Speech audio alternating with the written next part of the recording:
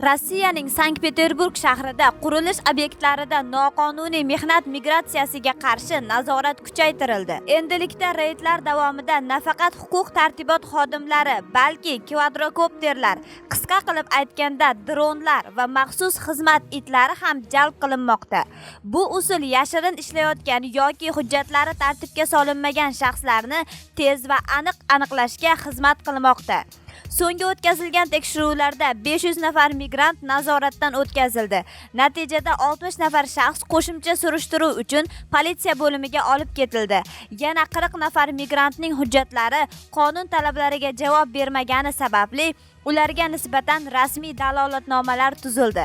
Mutasaddilarning ma'lum qilishicha, ushbu choralar noqonuniy migratsiyani kamaytirish, qurilish sohasida mehnat qonunchiligiga rioya etilishini ta'minlash hamda xavfsizlikni mustahkamlashga qaratilgan.